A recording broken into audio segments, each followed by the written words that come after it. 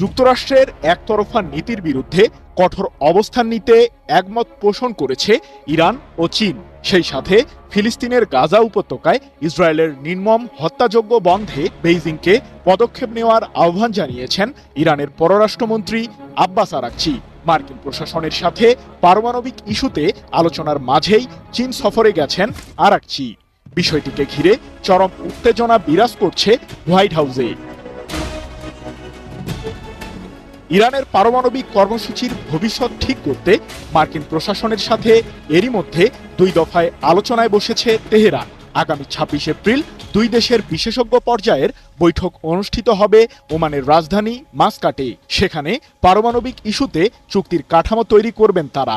এরপর একই দিন ইরানের পররাষ্ট্রমন্ত্রী আরাকচি ও মধ্যপ্রাচ্যে নিযুক্ত মার্কিন বিশেষ দূত স্টিভ উইটকফ 3য় দফার পরোক্ষ আলোচনায় বসবেন, যেখানে মধ্যস্থতাকারীর দায়িত্বে থাকবেন ওমানের পররাষ্ট্রমন্ত্রী বদর বিন হামাদ আল বুসাইদি। এর আগেই চীন সফরে গেলেন আব্বাস আরাকচি।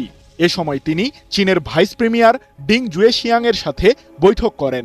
দুই পক্ষের এই আলোচনায় আরাকচি যুক্তরাষ্ট্র ও ইরানের সাম্প্রতিক বৈঠক প্রসঙ্গে চীনের ভাইস প্রিমিয়ারকে অবহিত করেন। বেইজিংয়ে অনুষ্ঠিত এই বৈঠকে চীনা ভাইস প্রিমিয়ার ডিং জুয়েশিয়াংকে আরাকচি বলেন, অতীতের তিক্ত অভিজ্ঞতা সত্ত্বেও আমরা আবারও সৎ বিশ্বাস ও গুরুত্বের সাথে কূটনীতির পথ গ্রহণ করেছি। এ সময় তিনি সাংহাই সহযোগী সংস্থা এবং বৈশ্বিক অর্থনৈতিক জোট ব্রিক্সের মাধ্যমে দ্বিপাক্ষিক ও বহুপাক্ষিক সম্পর্ক বিকাশের প্রতি জোর দিয়ে বলেন, যুক্তরাষ্ট্রের একতরফা নীতিকে মোকাবিলা করতে এই ধরনের জোট অপরিহার্য। 23 এপ্রিল এক প্রতিবেদনে বিষয়টি নিশ্চিত করেছে ইরানের রাষ্ট্রীয় সংবাদ মাধ্যম ইরনা। গত মার্চ থেকে হঠাৎ করেই আবারও ফিলিস্তিনের গাজা উপত্যকায় নির্মম হত্যাযজ্ঞ শুরু করেন ইসরায়েলের প্রধানমন্ত্রী বেনিয়ামিন নেতানিয়াহু।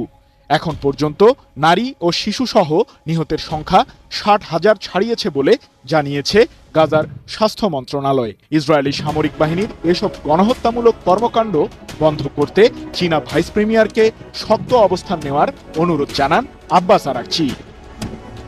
এ সময় চীনের ভাইস প্রিমিয়ার ডিং জুয়েশিয়াং মার্কিন নিষেধাজ্ঞা প্রত্যাহারের জন্য ইরানের প্রচেষ্টাকে সমর্থন জানান। তিনি বলেন, চীন ও ইরানের কৌশলগত অংশীদারিত্ব পারস্পরিক বিশ্বাস ও শ্রদ্ধার ফসল। ইরানের যে কোনো সমস্যায় দেশটির পাশে থাকার প্রত্যয় জানান ডিং জুয়েশিয়াং। 2015 সালে ইরানের সাথে যুক্তরাষ্ট্র, চীন, রাশিয়া ও ফ্রান্স সহ বিশ্বের শক্তিধর কয়েকটি দেশ পরমাণু ইস্যুতে চুক্তি করে, যার মাধ্যমে পশ্চিমারা তেহরানের প্রতি জারি করা নিষেধাজ্ঞা প্রত্যাহার করে নেয়। বিনিময়ে পারমাণবিক কর্মসূচিতে লাগাম টানতে বাধ্য হয় ইরান। তবে মার্কিন প্রেসিডেন্ট হিসেবে ডোনাল্ড ট্রাম্প 2017 সালে প্রথমবার দায়িত্ব নিলে সম্পর্কের অবনতি হয় ওয়াশিংটন ও তেহরানের মাঝে। কারণ 2018 সালের মে মাসে ইরানের ওই পরমাণু চুক্তি থেকে যুক্তরাষ্ট্রকে প্রত্যাহার করে নেন ট্রাম্প। সেই সাথে আবারও ইরানকে ঘিরে নিষেধাজ্ঞা আরোপ করেন তিনি।